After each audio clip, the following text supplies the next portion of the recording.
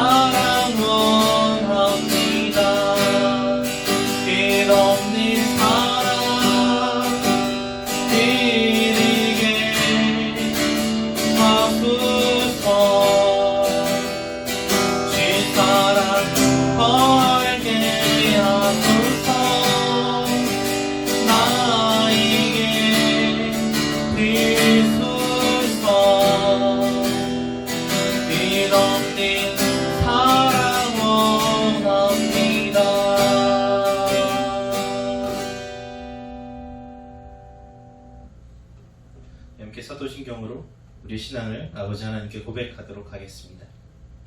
전능하사 천지를 만드신 하나님 아버지를 내가 믿사오며 그의 아들 우리 주 예수 그리스도를 믿사오니 이는 성령으로 잉태하사 동정녀 마리아에게 나시고 본디오 빌라도에게 고난을 받으사 십자가에 못 박혀 죽으시고 장사한 지 사흘 만에 죽은 자 가운데서 다시 살아나시며 하늘에 오르사 전능하신 하나님 우편에 앉아 계시다가 저리로서 산자와 죽은 자를 심판하러 오시리라. 성령을 믿사오며 거룩한 공예와 성도가 서로 교통하는 것과 죄를 사하여 주시는 것과 몸이 다시 사는 것과 영원히 사는 것을 믿사옵나이다. 아멘. 찬양받기 합당하신 하나님 아버지, 이 시간 저희가 예배할 때 저희 예배 가운데 함께 하여 주시고 저희 찬양 받아주시고 저희 기도를 들어주시고 저희들에게 끝없는 사랑을, 그 신실하신 진리의 말씀을 부어주시옵소서. 하나님, 저희가 입술로 고백한 대로 주의 사랑이 없으면 단 하루도 단 한시도 살아갈 수 없는 존재들입니다. 하나님, 저희가 하나님의 그 무한하신 조건 없는, 그 한량 없는 영원한 사랑을 항상 느끼며 살아갈 수 있도록 도와주시고 주께 받은 그 사랑을 세상에 이웃의 형제들에게 교회에 흘려보내며 살아갈 수 있는 저희들이 될 수 있도록 도우시옵소서. 그리하여서 저희들의 삶 가운데 마음과 생각과 언행, 그 모든 가운데 하나님의 사랑이 넘쳐 흐르게 하시옵소서. 함께 하신 믿고 감사드리며 구주 예수 그리스도의 이름으로 기도합니다. 아멘. 우리 함께 말씀 보도록 하겠습니다. 말씀 오바댜서 말씀 보도록 하겠습니다.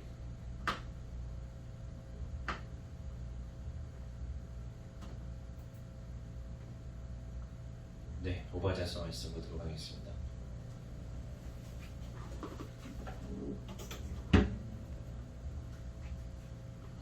오바댜 1장 10절부터 15절 말씀입니다.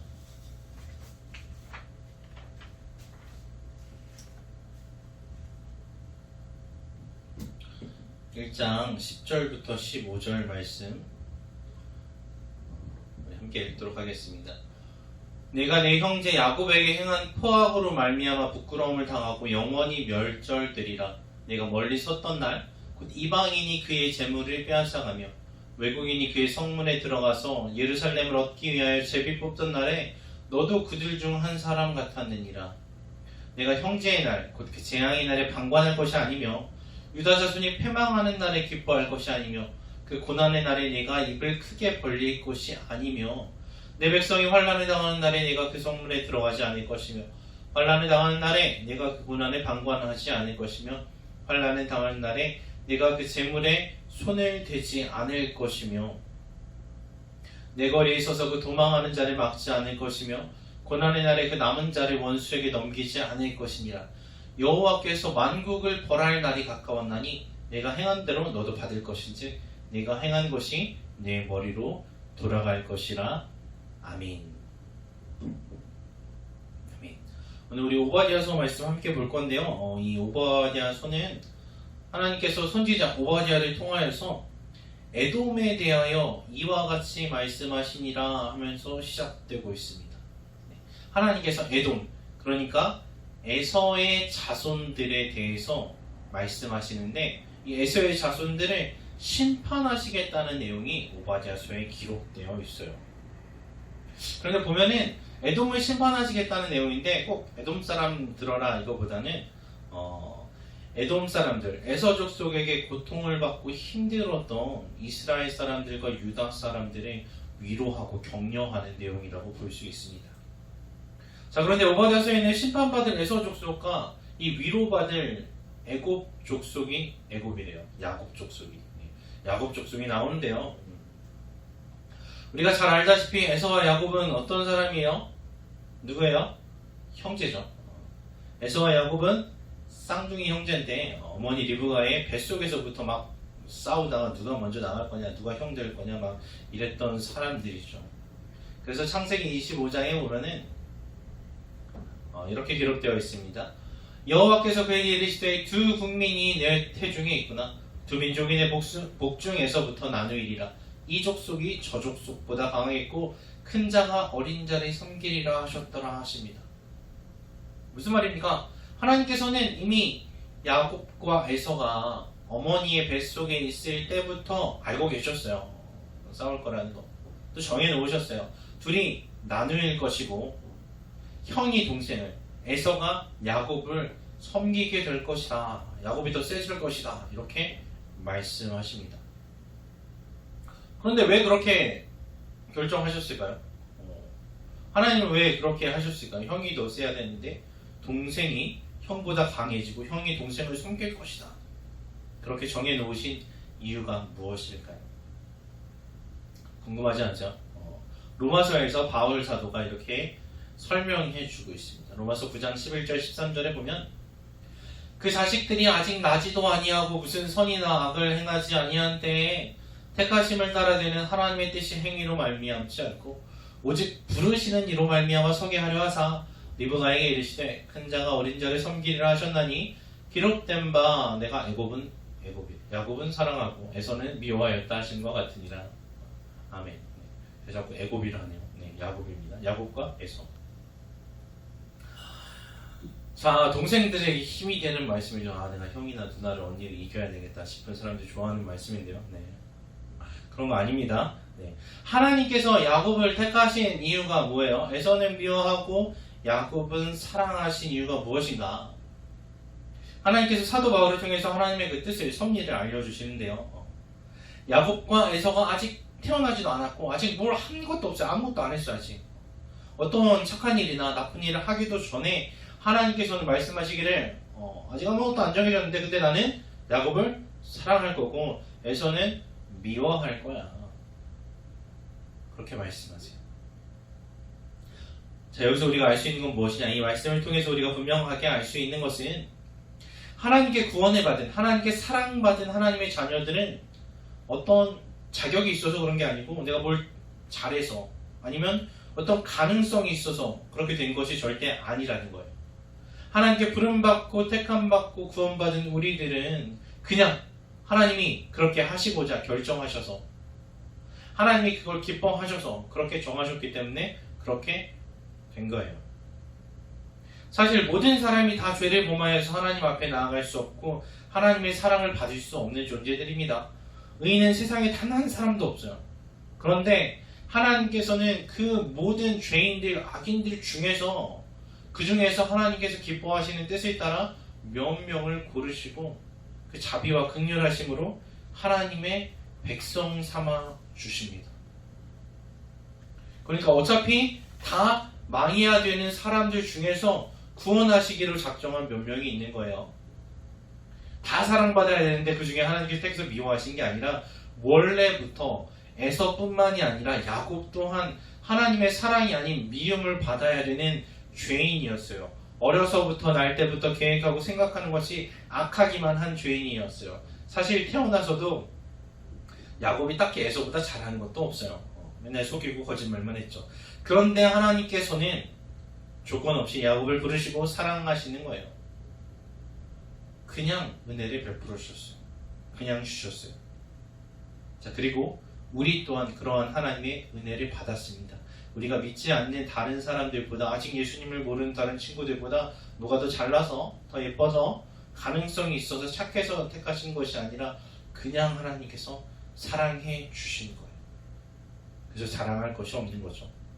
자, 그런데 이 하나님께서 오바댜서에서 말씀하신 너희는 심판받을 거야 그렇게 경고하신 에돔 자녀들은 어떠했냐?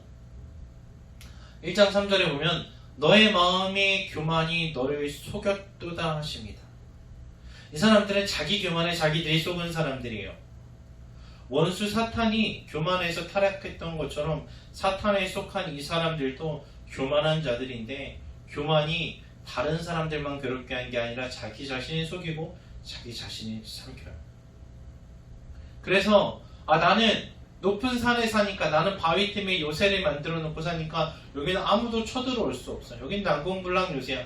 누가 나를 괴롭힐 수 있고 누가 우리 땅에 쳐들어올 수 있겠어? 그렇게 생각하면서 다른 사람들을 비웃고 괴롭히면서 살았던 교만한 사람들이었습니다.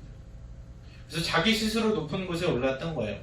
세상 권세로 자신을 지키고 그 권세를 가지고 하나님의 백성들을 핍박했던 사람들이 에서의 자손들입니다. 그런데 그 결과가 어떻게 됐냐면요.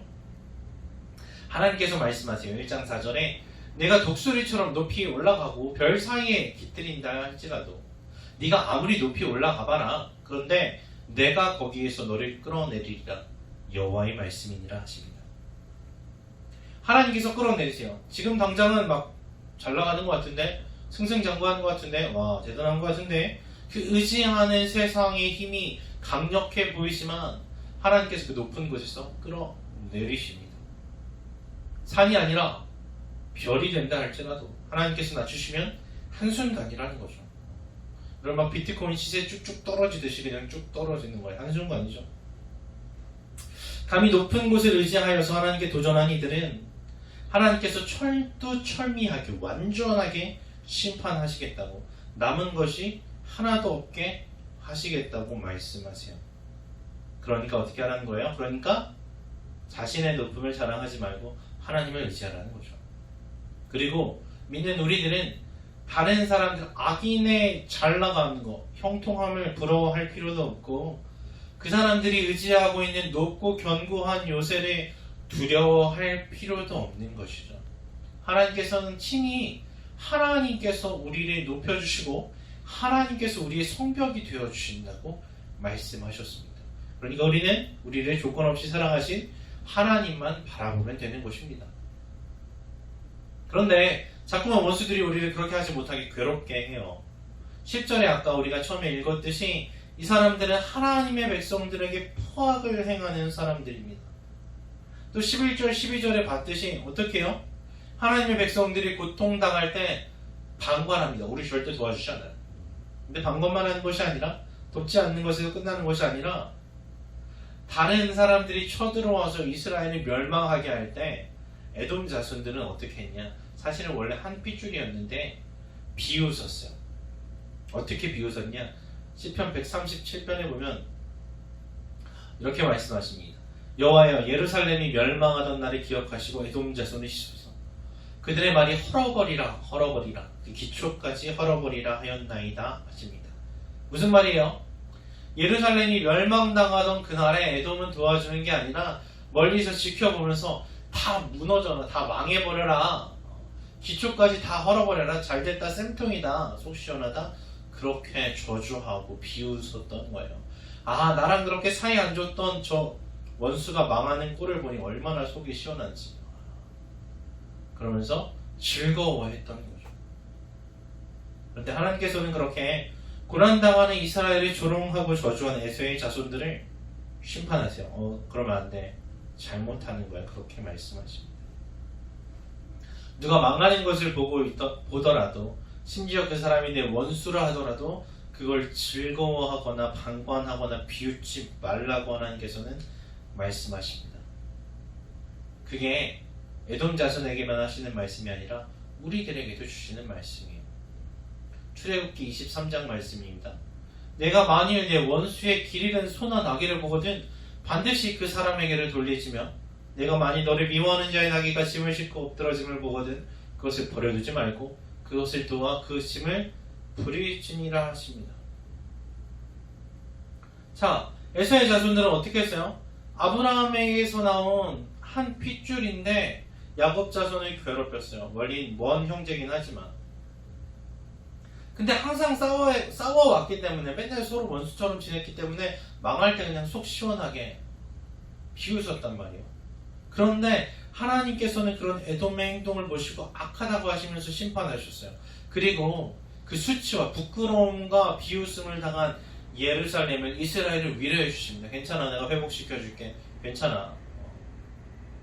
그러면서 하시는 말씀이 너희는 그럼 그렇게 살면 안 돼 라고 하시는 거예요. 아무리 원수들이 우리를 조롱하고 속이고 비웃고 괴롭게 했지만 그 사람들이 망하고 심판받을 때 너희는 비웃지 말라는 거예요. 똑같이 갚아주려고 하지 말라는 거예요. 여러분, 세상은 뭐라고 해요? TV에서 드라마에서 내가 죽더라도 너만은 같이 죽인다 막 이러면서 복수하죠.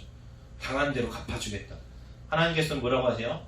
절대 그렇게 하지 말라고 하십니다.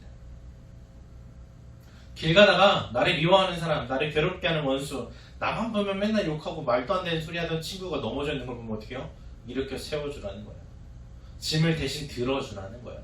그 사람이 공경에 처했을 때 잘됐다 생각하지 말고 마치 내 일인 것처럼 가서 도와줘라. 그렇게 말씀하십니다. 눈에는 눈으로, 이에는 이로 갚지 말라고 예수님께서 분명하게 말씀하세요. 악을 악으로 갚지 말고 선으로 이기라고 하십니다. 부당한 폭력 앞에서, 진짜 억울한 그 폭력 앞에서, 폭거 앞에서 싸우고 싶죠. 그런데 맞서 싸우기보다 안아주고 사랑하라고, 그를 위해서 기도해 주라고 말씀하세요. 좀 고구마 같죠? 답답하죠? 바보처럼 그냥 맞고만 있는 것 같고 호구가 된 것 같아요. 그런데 하나님께서는 뭐라고 하시냐? 원수 갚는 것은 나에게 있다. 내가 갚을 거니까 너는 하지 마 라고 하시는 거예요. 선악간의 판단은 하나님께서 하시고 모든 수치와 부끄러움을 덮어주시는 건 그것도 하나님께서 하시는 것이니까 선을 갚아주시는 것도 악을 갚아주시는 것도 하나님께서 더 완전하게 완벽하게 더 좋게 하실 거니까 너는 그거 하지 마. 판단하고 심판하는 건 너의 일이 아니야 라고 하시는 거예요. 여러분 이거 잘 기억하셔야 돼요. 복수가 선한 것이 아닙니다. 그래서 원수의 고난 앞에서 기뻐하거나 비웃지 말고 방관하지 말고 가서 도우라고 하세요. 비록 그들은 나의 고난 앞에서 기뻐하고 조롱했고 방관했지만 똑같이 하지 말라는 거예요. 그러면서 예수님 뭐라고 하세요? 야, 너를 사랑하는 사람을 사랑하면 그게 상 받을 게 뭐가 있겠냐? 그 정도는 안 믿는 사람도 다 해. 사랑해주는 사람 사랑하는 거 누구나 다 할 수 있어. 그러면서 너희는 원수를 사랑해라 하십니다. 우리가 왜 원수를 사랑해야 돼요? 우리가 왜 믿지 않는 사람보다 더 사랑하면서 더 손해보면서 살아야 돼요? 왜냐하면 우리가 하나님께 조건 없는 사랑을 받았기 때문이에요. 에서의 자손과 야곱의 자손이 갈라지게 된 까닭은 하나님의 조건 없는 사랑과 은혜 때문이었어요. 하나님이 그냥 야곱을 사랑해 주셨기 때문에 야곱은 잘 됐어요. 더 잘나서 선해서 자격이 있어서 은혜 받고 사랑받고 구원받은 게 아니라는 거죠. 우리가 믿지 않는 다른 사람들보다 대단해서 하나님의 택하심을 받고 예수 그리스도의 보혈로 구원받은 게 아니라는 거예요. 똑같이 원래 이전에는 예수님 알기 전에 믿기 전에는 다 하나님의 원수고 심판받아 마땅한 자들이었지만 너희는 근데 내가 조건 없이 사랑해줬잖아. 원수였을 때 그냥 사랑해줬잖아. 그러니까 너희도 가서 원수들을 사랑해주려, 그렇게 말씀하십니다. 그 사랑 받았으니까 그 사랑 베풀면서 살라고 하시는 거죠. 원수일 때 택하시고 사랑해 주셨으니까 너희도 가서 원수를 사랑하라고 하십니다. 물론 그렇게 살면 억울하고 속상한 일이 분명히 있어요. 손해봐요. 근데 하나님께서는 뭐라고 하시냐? 그거는 내가 대신 갚아줄게. 나중에 더 좋은 걸로 줄게. 그러니까 지금 당하는 거 조금만 참고 기다려 하시는 거예요. 참 쉽지 않은 일이죠. 우리를 미워하는 사람이 우리를 비웃을 때 그 사람이 그 사람한테 가서 도와주는 것, 그 사람한테 웃어주고 참아주는 것, 안아주는 것 정말 어려운 일이에요. 그 순간에는 내가 무슨 사랑받았는지 기억도 잘 안 나. 그런데 항상 우리는 말씀을 통해서 십자가에서 죄 없이 나를 위해 피 흘려 죽으신 예수 그리스도를 날마다 깊이 생각해야 됩니다. 그래서 그 예수님의 사랑을 기억하면서 예수님의 사랑 안에서 살아갈 때 우리 또한 하나님의 사랑을, 조건 없는 사랑을 세상에 전하면서 살아갈 수 있습니다. 그리고 여러분 그 사랑이 흘러가면 누가 제일 좋은가? 내 사랑을 받은 원수들이 좋은 것보다 내가 훨씬 더 좋아요. 왜냐하면 하나님이 더 크게 갚아주실 것이거든요. 그 말씀 기억하면서 항상 하나님의 사랑을 세상에 전하며 살아가는 여러분과 제가 되기를 간절히 바랍니다. 기도하겠습니다. 하나님 참 고맙고 감사드립니다. 하나님 저희가 하나님을 알지도 못하고 하나님께서 미워하시는 일만 하는 하나님의 원수였을 때, 아직 죄인이었을 때 우리를 택하시고 부르시고 구원하여 주신 것 감사합니다. 끝없는 사랑, 조건 없는 영원한 사랑을 베풀어 주시고 그 사랑받은 자로 살아갈 수 있는 힘과 능력도 공급하여 주시니 감사합니다. 하나님 저희가 그 무한하신 사랑 받았으니 하나님 저희도 세상을 사랑하고 형제들을 사랑하고 원수를 사랑하고 이웃을 사랑하고 교회를 사랑하면서 하나님의 사랑을 충만히 받아 누리고 하나님의 사랑을 흘려보내는 그런 거룩한 삶을 살아갈 수 있도록 도와주세요. 믿고 감사드리며 사랑 많으신 구주 예수 그리스도의 이름으로 기도합니다. 아멘. 아멘. 우리 함께 찬양 한 곡 더 하고 주기도문으로 예배 마치도록 하겠습니다. 찬양 주 사랑이 나를 숨쉬게 우리 함께 찬양하겠습니다.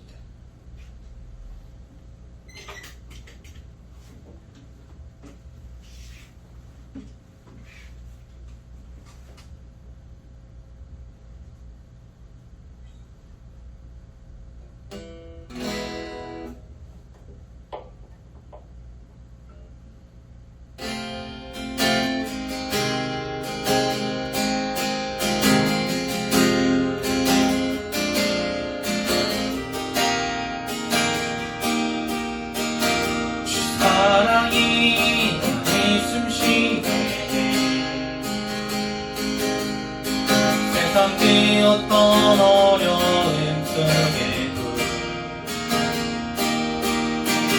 주인회는 나를 돌보시며 세상 끝날까지 지켜주시네.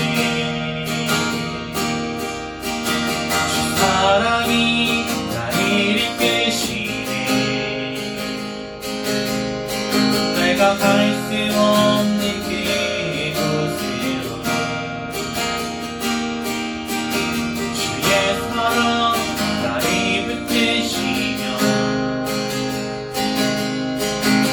끝날까지 인도하시네. 주님만이 내 앞이 마시며 주님만이 내 맘을 만지네. 머리를 그저 나를 향하시 주님의 사랑이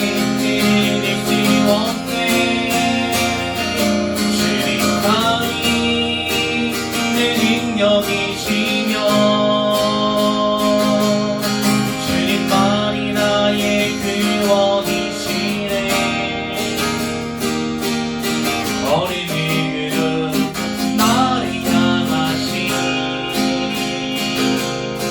주님의 사랑이 끊을 수 없네. 주님만이 내 앞을 이시며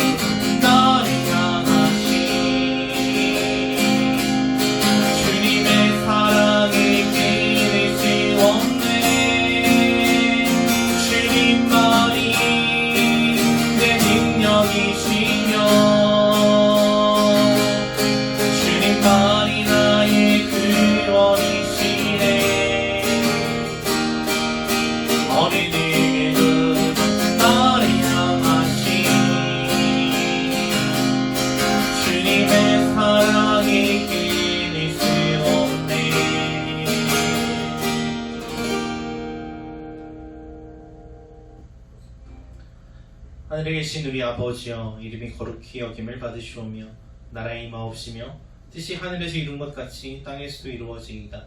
오늘날 우리에게 일용할 양식을 주옵시고 우리가 우리에게 죄 지은 자를 사하여 준 것 같이 우리 죄를 사하여 주옵시고 우리를 시험에 들게 하지 마옵시고 다만 악에서 구하옵소서. 되게 나라와 권세와 영광이 아버지께 영원히 있사옵나이다.